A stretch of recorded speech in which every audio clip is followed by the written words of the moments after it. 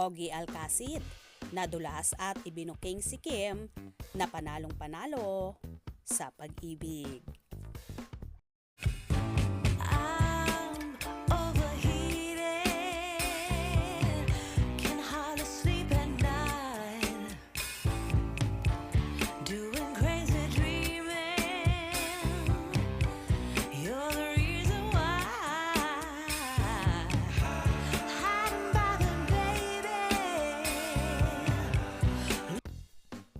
Tila may alam nga ang composer-singer na si Ogie Alcacid sa estado ng puso ngayon ng nag-iisang Queen of the Dance Floor na si Kim Chiu.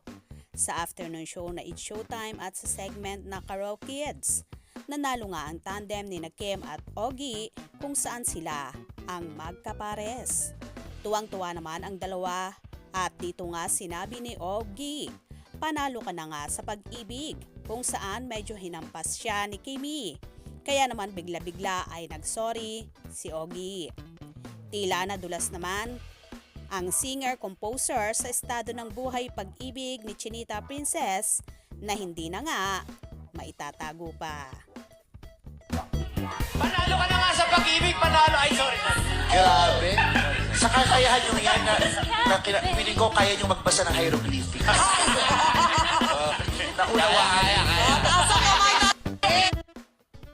Samantala, tuwang-tuwa naman ang mga Kim Pao fanay sa pagbubuko na yon ni Ogie kay Kimi na tila marami ang nalalaman sa love life ng dalaga.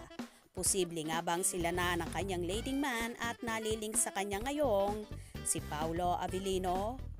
Anyway, narito naman ang ilang hanash ng mga fanay na tuwang-tuwa sa mga pangyayari.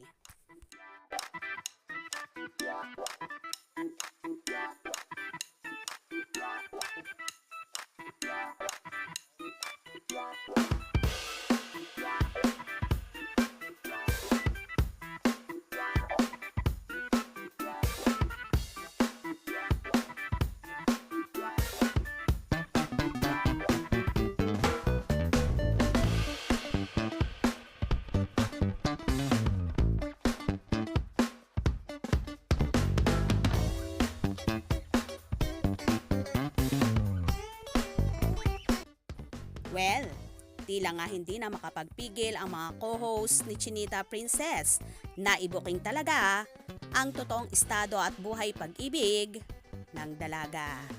Kaya naman tumutok at wag na wag pahuhuli sa mga maiinit na kaganapan.